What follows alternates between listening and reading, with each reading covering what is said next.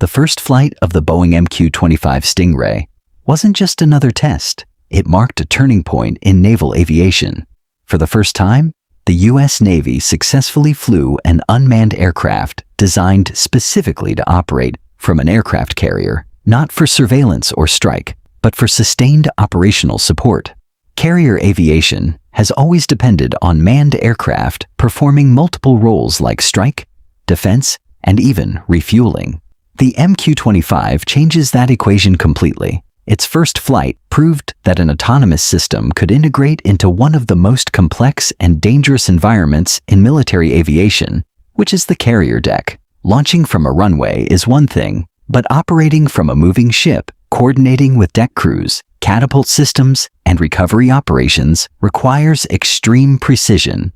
This flight demonstrated that unmanned systems are no longer experimental in naval aviation. They are becoming operational assets. And more importantly, it proved that future carrier air wings will not just include drones, they will depend on them. To understand why the Stingray exists, you have to understand what's known as the Navy's refueling problem. For years, aircraft like the F/A-18 Super Hornet have been used as buddy tankers. That means instead of carrying weapons, they carry fuel pods to refuel other jets mid-air. On the surface, that sounds efficient, but in reality, it creates a major limitation. Every fighter used as a tanker is one less fighter available for combat missions. Because the Super Hornet is a heavy, high-performance fighter with two powerful engines, it burns a lot of that fuel just to stay in the air while waiting for other planes. By the time it meets another jet, it might only have half of that fuel left to give away. In some cases, up to 30% of available strike fighters are diverted into this support role. That reduces the overall combat power of the carrier air wing and limits how far strike aircraft can operate from the carrier. The Stingray directly solves this problem. It is designed to offload roughly 15,000 pounds of fuel at distances of up to 500 nautical miles from the carrier. That effectively extends the combat radius of aircraft, like the F-35C Lightning II, allowing them to strike targets farther away without requiring additional manned tankers. In simple terms, the MQ-25 frees up fighters to do what they were designed for while quietly extending the reach of the entire fleet. Technically, the Stingray is built around efficiency, endurance, and survivability rather than speed or maneuverability. At its core is a single turbofan engine, widely believed to be derived from the Rolls-Royce AE3007. This engine is known for its reliability and fuel efficiency, making it ideal for long-duration missions where sustained flight time is more important than raw thrust. The aircraft cruises at subsonic speeds, optimizing fuel burn while carrying large internal fuel loads.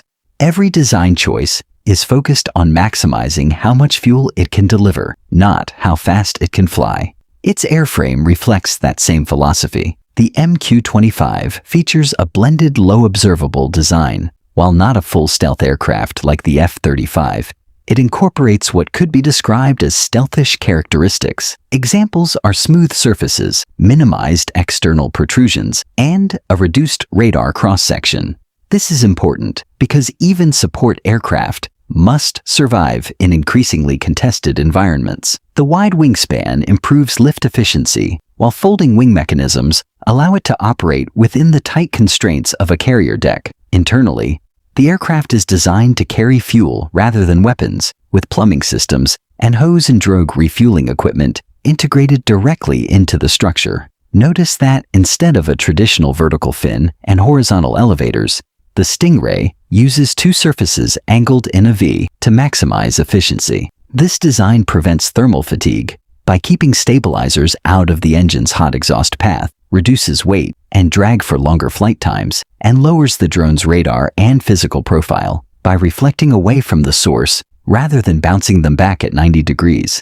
Autonomy is another critical element. The Stingray uses advanced flight control software to handle navigation, formation flying, and refueling positioning. This includes maintaining stable flight while another aircraft connects to its refueling drogue, something that requires extremely precise control inputs. In many ways, the MQ-25 is less about raw performance and more about precision engineering and system integration. Despite its progress, the MQ-25 program has faced delays, with full operational capability now expected closer to 2029. But the bigger challenge is software. Unlike traditional aircraft, the MQ-25 relies heavily on autonomy. It must be able to take off from a carrier, navigate long distances, refuel other aircraft mid-air, and return safely, all with minimal human input. Every one of those steps requires complex algorithms, redundancy systems, and extensive testing. Carrier operations add another layer of difficulty. The aircraft must interact seamlessly with deck crews, catapult systems, and arresting gear, all while compensating for a moving ship, changing wind conditions, and dynamic mission requirements. Testing these systems is not something that can be rushed. Every scenario, every edge case, must be validated to ensure safety and reliability. Because in carrier aviation, there is no margin for error. That's why the timeline extends, not because the technology doesn't work, but because it has to work perfectly. The Stingray isn't the most visible aircraft in the sky, but it may be one of the most important because it quietly extends the reach, endurance, and power of everything around it. Thanks for watching, and comment below your thoughts on the Stingray.